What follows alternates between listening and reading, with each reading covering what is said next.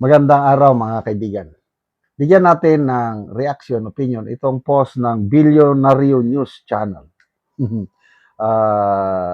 Sa isang interview, ginawang sentro ng katatawanan si Senator Villanueva. Attorney Ed Chico jokes. Tawanan. Jokes about Senator Joel Villanueva. Support for JC Crispin Remulla. Meron ka yun. Ate kasi may biblical quote. Yung statement nyo na yung statement nyo na parang masaya ngayon si Senator Joel Villanueva kasi tinanggap na niya si JC bilang tagapagligtas niya. What do you mean by this?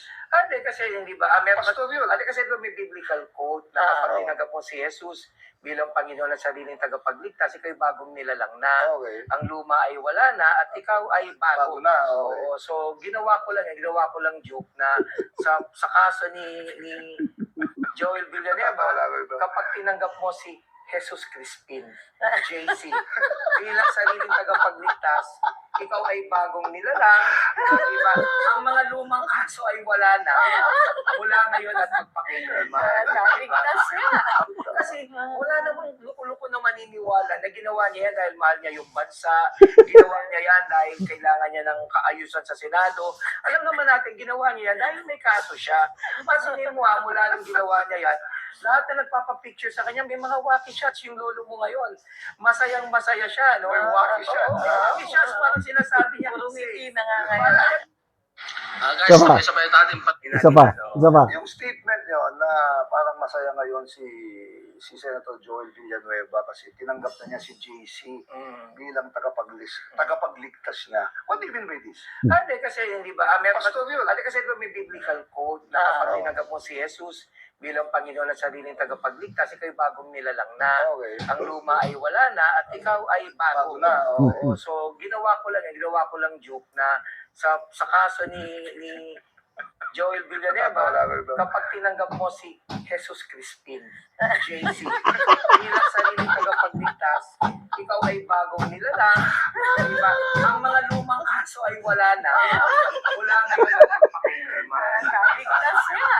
Kasi wala namang luko-luko na maniniwala na ginawa niya yan dahil mahal niya yung bansa, ginawa niya yan dahil kailangan niya ng kaayusan sa Senado. Alam naman natin, ginawa niya yan dahil may kaso siya. Pansinin mo mula nung ginawa niya yan, lahat na nagpapapicture sa kanya, may mga wacky shots yung lolo mo ngayon. Masayang-masaya siya, no? May wacky shots. Wacky shots, parang sinasabi niya. Rumiti na nga ngayon. Enjoy ako doon sa tawa ni Attorney Trixie Angeles. Kita niyo yung tawa niya talagang bigay todo na para mag sumabog yung tuwa niya na ligtas na si Joel Villanueva dahil kay JC. Jesus Christ sana, kailang Jesus Crispin. Yes. Ang mga loko-loko na lang ang mga Pilipino. Kung mayroon man, siguro mayroon din. Yung naniniwala na ginawa yon ni Senator Villanueva dahil gusto niyang magtrabaho. Gusto niya ng kaayusan sa Senado.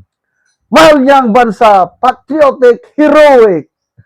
Yung mga naniniwala doon, talagang agree ako na loko-loko na lang. Kaya, pansinin nyo, sa mga post tungkol kay Villanueva, halos 80 to 90% tumatawa ang taong bayan dahil ligtas talaga. Oh. Asa na yung pinagmamayabang ni Jesus Crispin? Hinog na ang kaso ni Villanueva. I think that was May 26. Pronouncement ng ombudsman. Hinog na in 2 weeks time. May sasampa ng plunder case. Oh. Nasaan yung 2 weeks? Naging 1 month na. O tama, 26 ngayon, di ba? Sa buwan na.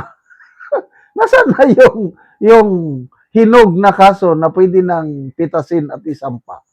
Tumahimik na si Jesus Crispin. Talagang ligtas na si Joel Villanueva sa kanya makaso. Yun. Yung exact na verse doon is 2 Corinthians chapter 5 verse 17. If anyone is in Christ, he is a new creation. The old is gone, the new has come. Ibig sabihin, tayo kasing mga tao, we are all sinners. We were all enemies in the sight of God. Ay, matindi yan. Pagkalaban ka ng Diyos. Kaya lang, dahil mahal ng Diyos ang taong ginawa niya according to His image, gusto niyang iligtas ang tao. Kaya pinadala niya si Jesucristo, namatay sa krus, nabuhay muli after 3 days, para mapatawad ang kasalanan ng tao. Kung ang tao, katulad ko, katulad mo, aminin mo lang, ABC yung sinasabi ko, aminin mo lang na ikaw makasalanan. Ako, inamin ko na, makasalanan ako. And then B, believe. Paniwalaan mo lang, ako, naniwala na ako na namatay at nabuhay muli ang Panginoong Hesus para sa kapatawaran lahat ng aking kasalanan. And then C, commit or surrender. I have surrendered my life to the Lordship of Jesus Christ. Nung ginawa ko yon, that was many years ago, yun ang kasabihan na, if anyone is in Christ, nung tinanggap ko si Jesus sa buhay ko as my Lord and Savior, bagong nilalang na ako. Yung dating Johnny Macanas na puno ng kasalanan, iba na ngayon. Yung kasalanan ko is paunti na ng paunti. Hindi ibig sabihin ngayon na wala na akong kasalanan. May kasalanan. Kailang yung sin is sinless. Pakunti ng pakunti. Yun ang ibig sabihin niya ng if anyone is in Christ, he is a new creation. The old has gone, the new has come. So, ligtas na si Senator Villanueva sa kanyang kaso laban kay Jesus Crispin. Ang tanong, ligtas ba rin ba siya sa paningin ng Panginoon? O, Diyos na lang yon ang nakakaalam. Salamat mga kaibigan sa inyong pagsubaybay sa channel na ito. Nakakatulong kayo ng malaki sa tribong Talandig ng Bukidnon dahil ang income natin sa channel na ito is pantulong po sa tribo. Namimigay tayo ng libreng yero at pako para makapagpatayo sila ng mas maayos na tirahan. Panoorin nyo ang video na ito. Karon mauna ni ang ipatindog nga balay sa gitabangan na Muugero. Sumuna ni ang iyang pag-aatupan karon.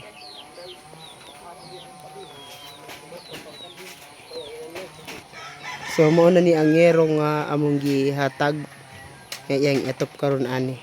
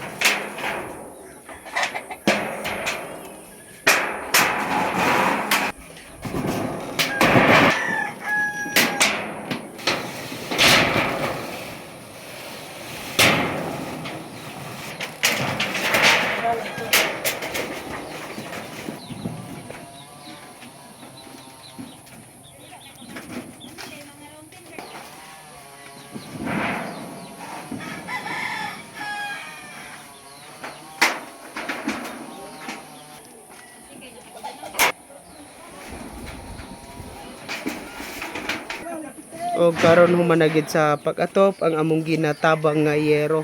So makita nato humanagid sila sa ilang pag-atop ani.